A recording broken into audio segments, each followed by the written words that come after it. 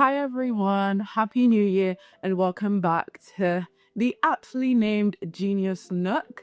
If you are brand new, which I'm assuming a lot of you are, okay, this is the place where I talk about comics, books, animes, film, okay, just a place for nerds to feel comfortable and thrive and just find a happy place, I guess. And my name is Jessie. I'm so excited to lead you today in this court case, okay, this moment of defense, okay. And today we are going to be talking about what I would kind of say one of the characters that has had the most undeserved collapse in reputation, okay, because of a particular live action representation. Kalel, no! Wonder Woman, okay. I got comments and lots of comments actually on both my TikTok and the last YouTube video I did about Batman to do a little bit of a Wonder Woman run about what is the perfect guide to get into such a complex character such as Wonder Woman. So Wonder Woman's character was created in 1941, okay, and unlike Batman and Superman, who were created by real sci-fi superhero nerds, Wonder Woman was created by a Harvard-trained psychologist, okay, called William Moulton Marston, okay, and he created Wonder Woman in a way which he viewed as quote-unquote psychological propaganda. He wanted to use Wonder Woman as a ideal for what a new type of woman could potentially be, right, and what type of woman he would create to rule the world, which I kind of feel like is a bit ironic because a man is, anyway, besides the point. Okay. With this desire to explore the notion of what women could be like without the help of men, right, he created the Amazonians and Themyscira inspired by Greek mythology, okay? Some other fun facts and bits and pieces about her character are the lasso of truth are inspired by his actual roots. So I think he invented the polygraph, so like the modern lie detector machine. So the lasso of truth is largely inspired by this. But unlike Batman and Superman and other characters in DC, Wonder Woman actually has 3 different origins, okay? She has been rewritten 3 different times. The first in the original origins was the clay origins. And so the queen of the Amazonians, Hippolyta.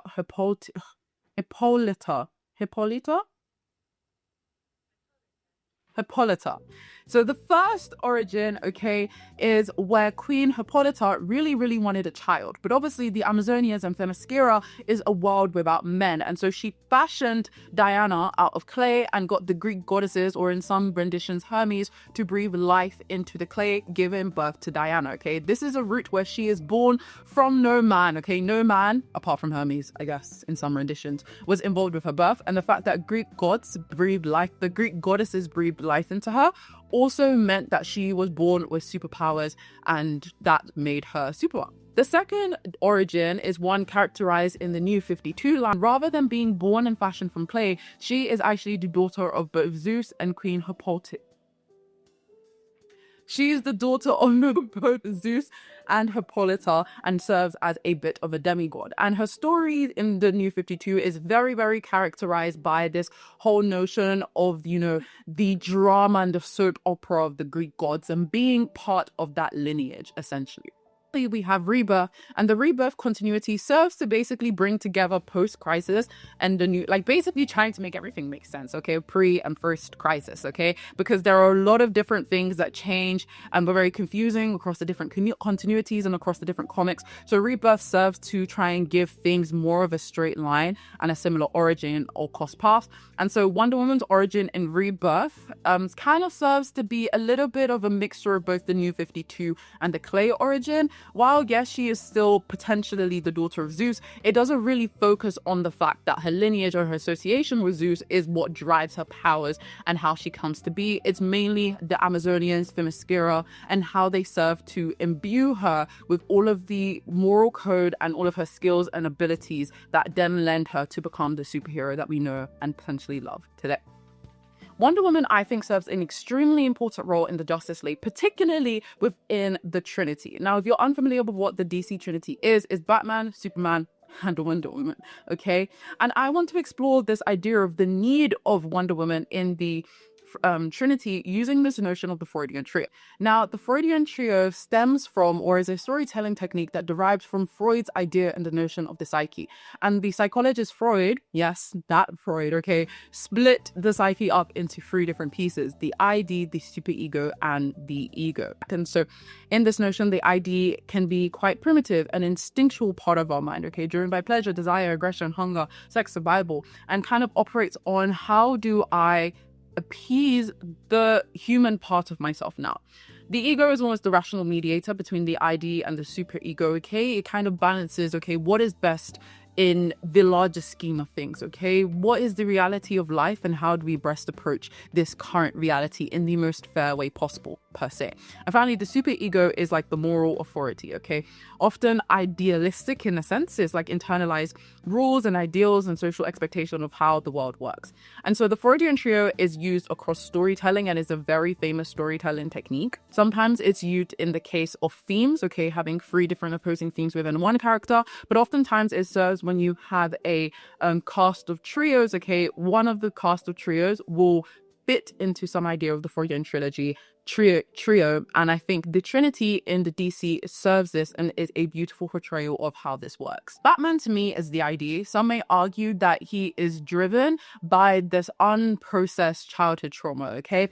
And so while this might be conflictory to this notion that the ID is often unrestrained and is driven by desire, right? Because Batman has a lot of discipline blocks in his life, I would argue those discipline blocks aren't necessarily part of his nature, but are a psychological necessity, okay? This notion to not kill is a psychological necessity to stop him from falling into the pits of vengeance and revenge, okay? And so Batman is really driven by this necessity to root out evil in Gotham within his city by any absolute means to almost appease and come, you know, this unprocessed childhood trauma that falls within him. Well, I would argue Superman is the super ego, okay? And he has such a moral and optimist, like an idealized morality driven by this optimistic view of what humanity can be, largely of course by the way he has grown up and, you know, the values that the Kents have imbued in him, okay, and his understanding of the power that holds within him, but also the delicacy and the softness and the heart that is needed and required to be human. So I'd argue that Superman fashions as especially this notion of the symbol of hope, like this idealized version of morality, whereas I think Diana or Wonder Woman sits as the ego, okay? She's very decisive. She is led by thought and rationality, and not to say the other characters aren't rational. I'm more talking about maybe comparisons in their moral code is probably a better way for me to describe it. She is very decisive, okay? She believes in the absolute pursuit. She doesn't believe necessarily in this absolute pursuit of justice without any like barriers. She is very thoughtful. She takes each case in case. She is not afraid to kill if she feels like it's necessary, okay? She doesn't believe in this unfallible optimism and this unfallible beauty of humankind, but she sees humankind in what many could argue a very realistic way. People who love, but in the process of loving hurt very deeply, and not every evil needs to be rooted out and exterminated in Batman's fashion, but not everybody can be turned into a good, hopeful and amazing person. Like not everybody can be saved. And so I think Diana kind of sits in the middle. The Freudian trio doesn't have to be perfect. This is me thinking out loud now, guys. What do you guys think? You know, if I was to argue and describe the Freudian trio, who do you think fits into what? I guess some arguments might fashion Diana as the ID and Batman as the ego. Superman kind of feel like consistently remains as the super ego. Another really good story that again encapsulates Wonder Woman's tenets of warrior-like moral code is there is a really good short story in the Wonder Woman 2016 annuals, and in annual number 1 there's a story of where she's visiting a village in Japan and she's sparring, okay, with an old friend, okay, and they have a very good friendly spar and they respect each other individually as warriors. However, this friend she's sparring against asks her, I have this curse, okay, put upon me, and that means every so often I turn into a horrible monster and I harm and kill the people within my village. I don't want the people in my village to suffer anymore. Wonder Woman, you need to kill me. Okay, Wonder Woman at first is like, I'm sure we can figure out a way. How can we make it better? How can we find a cure to this curse? But the guy was like, no, if I turn tonight, make sure you kill me, okay? Wonder Woman, okay, if Batman was in that position, would he kill? No.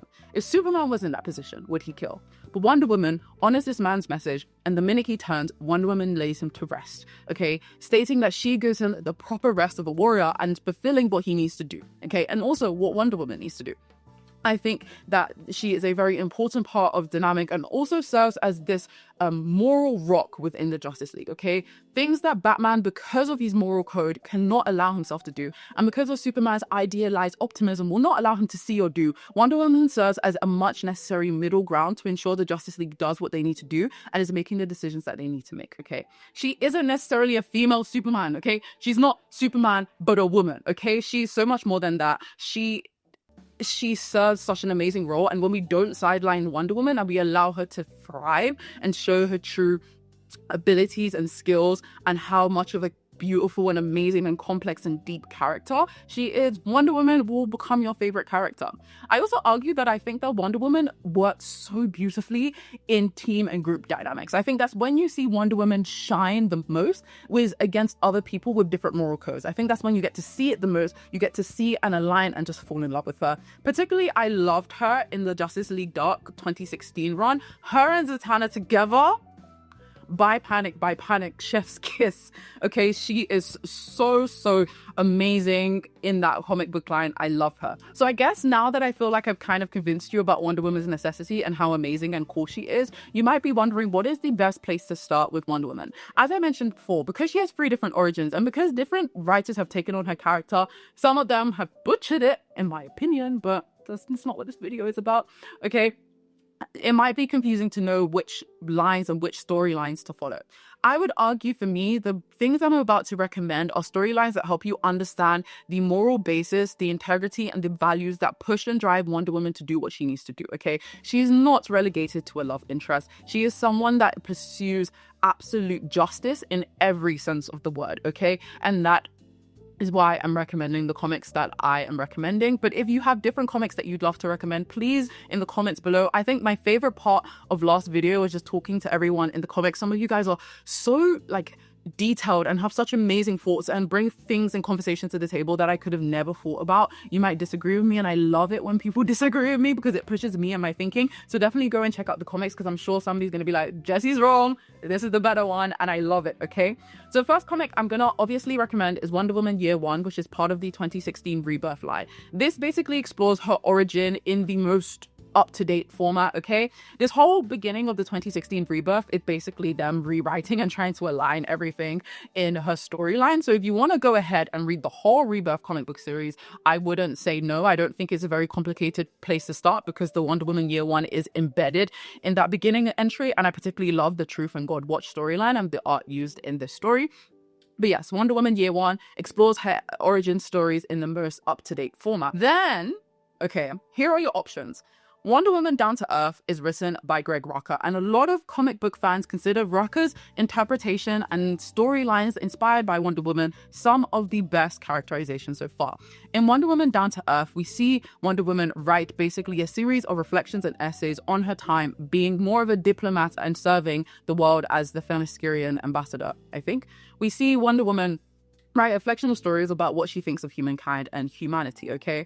And so this story not only serves her dealing with a bunch of important villains to her storyline, but it also provides a really good psychological basis onto different points of her character. You understand her moral code, what she believes in, and then through characters disagreeing or agreeing, or, you know, the response and backlash from the book and the love from the book, okay, we're able to see Wonder Woman grapple with this notion of truth and this idea and this complexities around humanity. I would then recommend to go read Wonder Woman Hecatea. Now, Hecatea is a comic that deserves its praise. It kind of fashions as a standalone, but we also see our favorite Caped Crusader, Batman, take a little peek in and come and interact with Wonder Woman's character. And I think this truly emphasizes and highlights her moral code. This is editing Jesse here. Everybody take a shot every single time I say moral code. I don't know why I was so obsessed with that word.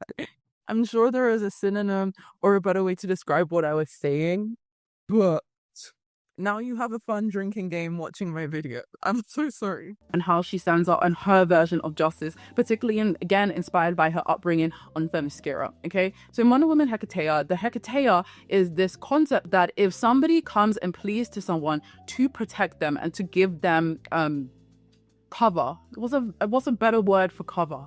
You know, homage? Refuge, okay. When that person pleads Hecate, that person's soul life then becomes the person who has been pleaded to responsibility. And in this story, a criminal that Batman has been trying to hunt down for ages then pleads the Hecate to Wonder Woman. So now this one, Wonder Woman now takes responsibility for this character.